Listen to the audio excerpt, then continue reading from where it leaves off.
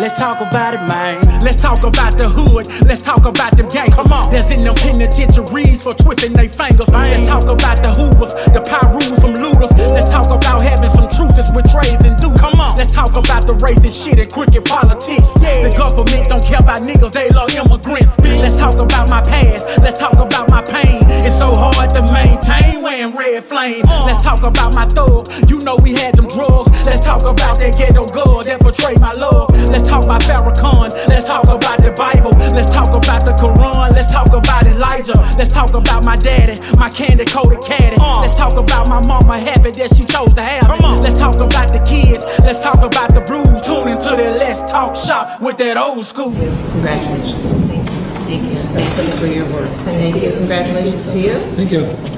Okay, you're welcome. Okay, sure. Okay. That way just a little bit. There you go. Thank you so much. Now, I wasn't a supporter of Kamala Harris at all. I mean, I'm talking about, I was, the last person that will vote for her. But in this sense right here, she still deserves respect as a politician. Someone who's worked her way up through the ranks, she still deserves that respect. And what this man displayed is the vitriol that people in that age bracket have for people of color and women. Right? So, and when I saw this, it was a lot of things that I disagreed with Kamala, especially being from California, how she did. It was a lot of things that I disagreed with, but damn near every politician do bullshit. But you don't see, even Donald Trump shook her hand.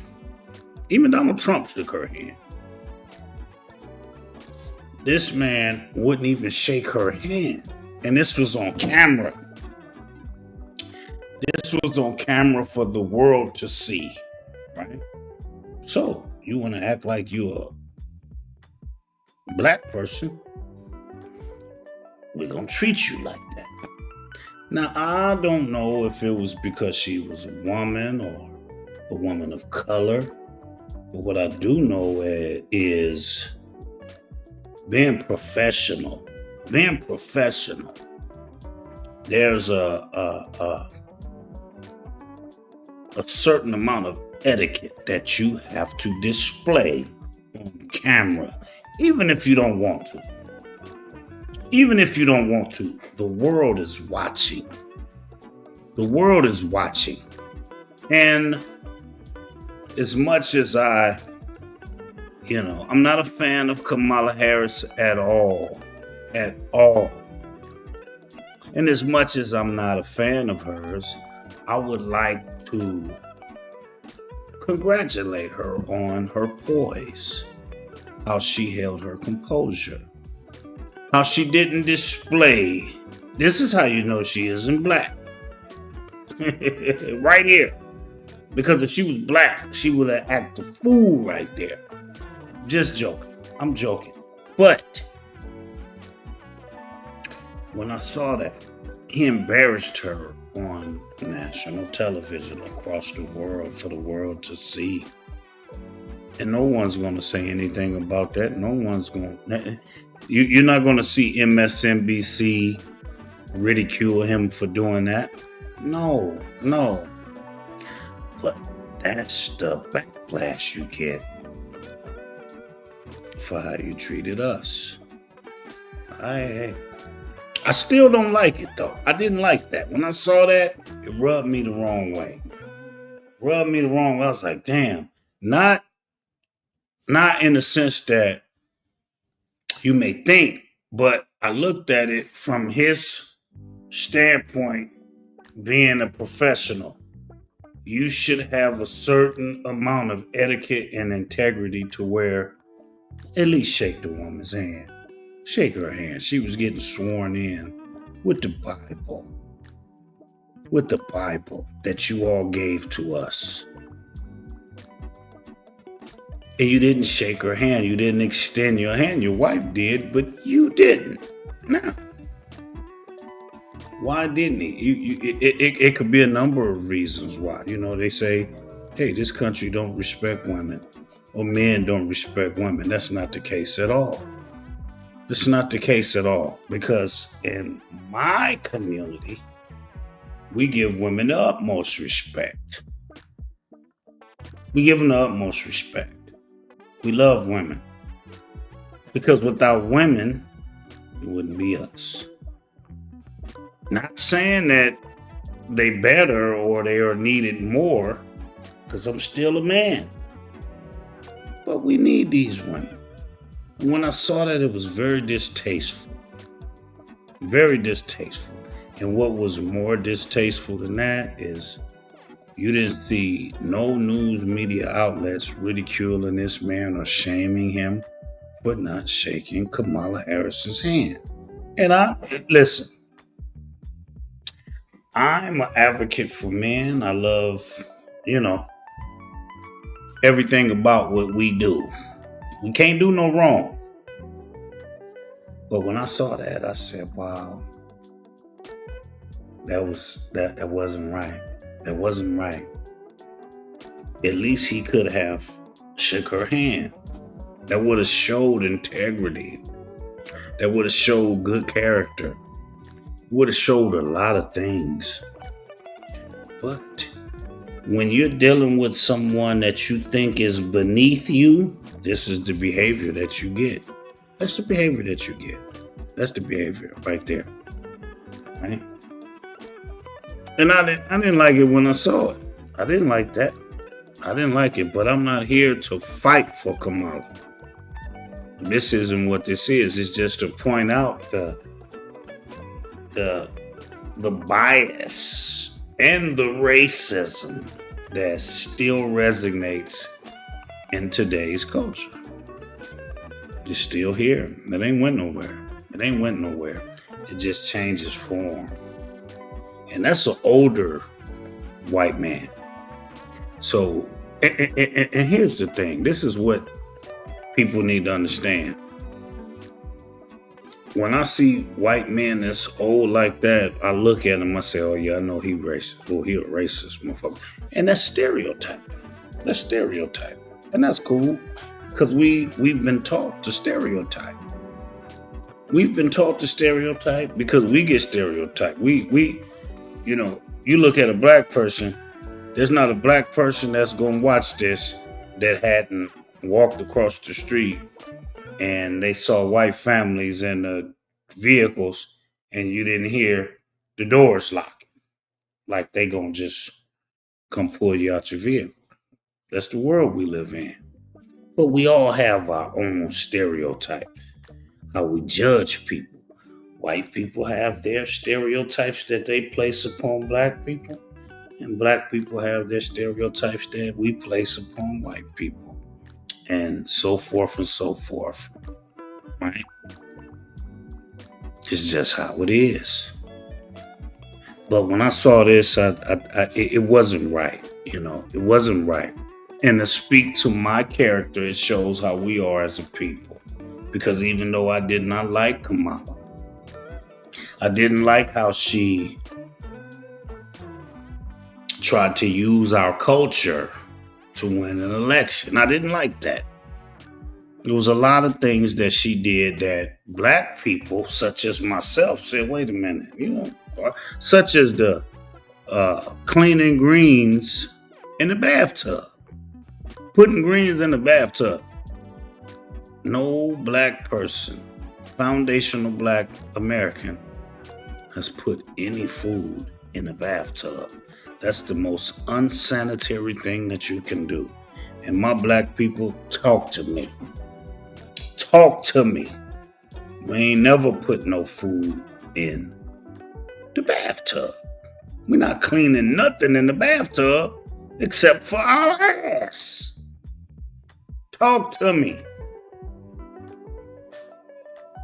That's where she lost us. She lost a lot of us before that, especially those of us that are in California, that are from California, that knows what she's done. But when you tell us you cleaning greens in the bathtub, no, you lost us. That's like saying that the cat and the dog is in the kitchen when we cooking. We don't do that. Black people, we don't have pets around where we cooking. That's unsanitary. We know that. So that let us know that she wasn't a part of our lineage, a part of our culture, a part of our foundation. But that doesn't mean that she could be disrespected. Okay? She's still a human being, and she's still a politician, and she still went through the ranks, and she deserves to be respected as such. Okay? Even if I don't agree with you, you still don't deserve to be disrespected. Comment. Let me know what y'all think, man. Should I have said F her? Or do you think that that man was in his rights? I don't want to say his name. Do you think that man was in his right for not shaking her hands? Or do you think that it was professional for him to do that? Did he lower who he was by doing that? It's almost like you lose a game and you throw the ball away. You're a sore loser. Was he a sore loser, or was he well within his rights of doing such a thing? Comment, let me know. I look forward to hearing your comments and I want to thank everybody that have helped my channel grow to what it's been. It's like 600 and something, man. I like that. I like that. I love it because the feedback that I get from you guys, man, it's amazing. I got white people, I got Mexicans, I got black people that comment on this channel. And the things that I hear, it lets me know that humanity is not done. It's not done, right? It's people out here that do have integrity. I don't paint everybody with a broad brush. I don't do it. I don't. But when I look at some of my comments, I'm like, damn. And it speaks to my experience that I had out in the world. Now, throughout life, we have our own, life shapes our frame of thinking. It does that. The things that you go through is going to shape the way you think. And it's you're either going to be a prejudiced person. We all have prejudices. We all have them. But if it stops you from being a kind person or extending that olive branch to help your fellow man, that's where it becomes a problem. Because I can tell you, I've been brainwashed under the cloth of American society as a black man. And I had to re-educate myself on things, and I had to learn on my own.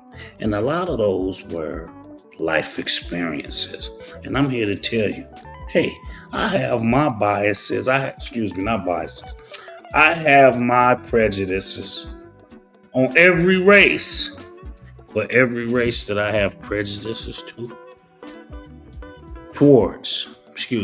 every race that I have prejudices towards, I can also tell you a good story from only the white ones, because I was a trucker for some years, and I had some white boys pull up on me with Confederate flags in front of their trucks, and they helped me before black people did. Talk to me. I'm not here to BS you. You heard what I said. I had white boys with Confederate flags in front of their trucks. Y'all know the grill. My truck drivers. the grill, or in the back of their bunk, you see that Confederate flag. And they hopped out and helped me like we were the next of kin. Now, I ain't one of them ones to say, oh, all white people ain't no. I would never say that. But I will say this. A lot of times when I was on that road, very white people that I thought was racist, those was the ones that pulled over and helped me out. I'm gonna give you a cold story. I like telling stories. My son, I took my son. He was 2 years old. I took him on the road with me. It was Thanksgiving of 2004.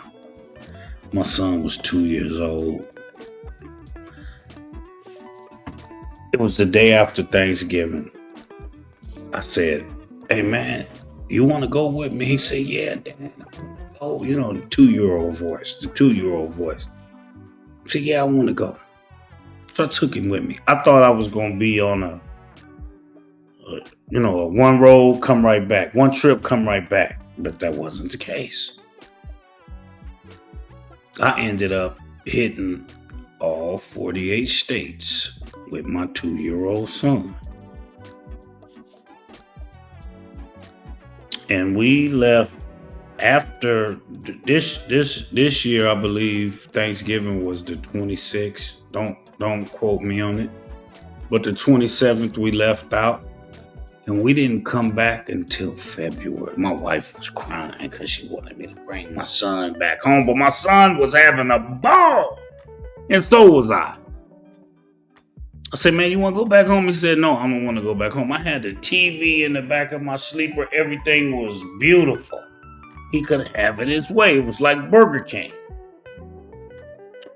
But what extended our stay, it was before Christmas. We broke down. And everything was closing down because they was getting ready for the holidays. And I was in a Peterbilt. And this white man pulled up, man. He had the Confederate flag on his pickup truck. Now, I broke down on the side of the road. He pulled up. He said, hey, man, it's a Peterbilt. It's a Peterbilt dealership right around the corner. It's hot out here, man. You got your boy. He had that southern accent. He said, you got your boy out here and it's hot. Let me take you to the Peterbilt spot. They're about to close. But we're going to get you a room. Man, listen to me. If I remember this man right now, I would send him a gift. Because he was a godsend. Man, my son was 2 years old. Let me tell you what this white boy did. With the Confederate flag. And I'm looking at that Confederate flag because I ain't a boy from the South, from California. When we see that Confederate flag, we see racism. We see hate. We see murder.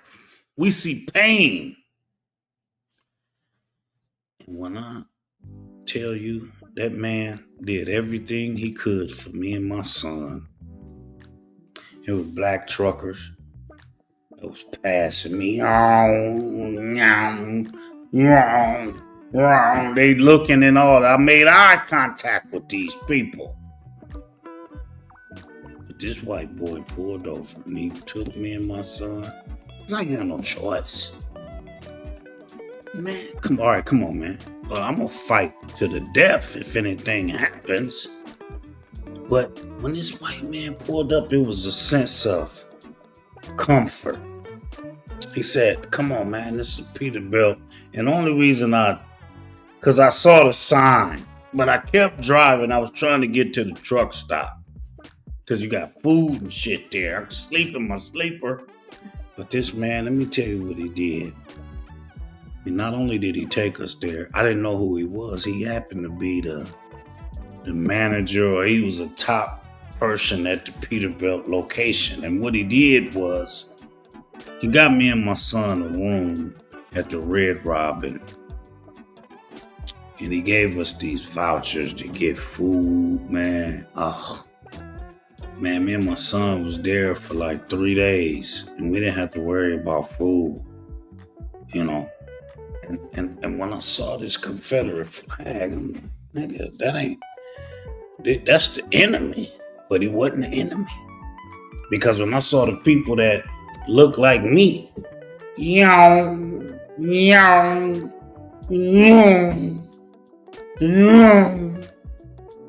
kept riding past. Just white man, this pickup, man. And I didn't feel like, oh shit, I can't trust him. He came and he took me and got everything situated. I didn't know he was the dealership owner or whatever he was, right? To this day, my son was 2 years old. He's 15 now. He remembers that. He always say, Dad, you remember when we was on the road and we was eating all that food? Thanks to that white man with that Confederate flag. You ain't had to do that. Now, I know it's some truckers. I know it is. Some black ones. Y'all got some help for some other. No, I'm not gonna sit here. I'm not one of them ones that say all white people ain't bad. But they not. Just like all black people ain't drug dealers and criminals. Right? I got to say that. I have to say that. Because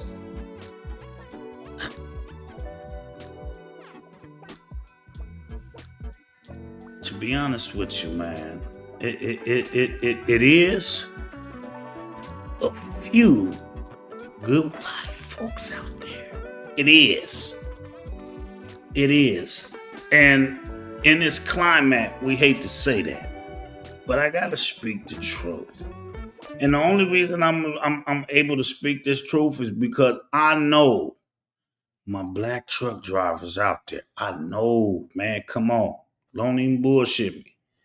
Ain't no niggas pulling over to help you like that. No, they not, man. I've been there. Talking 15 years on the road. I've been there. Now, you might have, hey, I might get some brothers in here, man. Come on, man. Come on. That brotherhood and that camaraderie was extended to white folk. White folks was the ones that helped me. And it ain't just been one time. I have yet to have a brother pull over and say, hey, man, you need something? Motherfucker, keep going on me. They keep going. They kept going on me, man. I got my 2-year-old out there. My 2-year-old. They saw him. I saw them. So, I say that to say this, man. Keep your eyes open and always be mindful of what you're doing, man. Always be mindful of what you're doing. You know, because that is surviving. You have to know, can I trust this person or can I not? This is how it becomes, hey, can you survive in an apocalypse? Because you got to know if a person is really coming to help you or if they coming to deceive you. Right? Now, in my case, when I was with my son, the dude that I had with, you know, the white dude that picked me up, man, it would have been, he'd have had a hard time if he was trying to do anything other than get me and my son to that Peterbilt shop. He'd have had a hard time. I promise you that. Even if it was 2 or 3 of them, they'd have had a hard time. Because I had my youngin' with me. I had my little man with me. You know how we get down. Any man gonna go for broke when they got their little man with them. Right? I say that to say this, man. Don't paint everybody with a broad brush, you know, because there's people out there to help us. You know what I mean? Comment, man. Let me know what's happening. Let me know. My truckers out there, man, let me know if you were ever broke down. Who came? My brothers. I want to talk to the brothers. The brothers. When you were out there broke down, who came to your aid? Now, I'm not saying that the brothers don't help. I'm speaking for my experience. You know, brothers help me, man. A lot of them niggas will ride by to pull the country horn on me. Got my... Listen. Let me know, man. Comment. Because I know a lot of y'all been broke down. And y'all needed help. Especially when y'all was in the southern regions. Who came to help y'all? Holla back. Let's talk about it, man. Let's talk about the hood. Let's talk about them gangs. Come on. That's in them penitentiaries for twisting their fingers. Let's talk about the hoovers, the Pyrus from looters.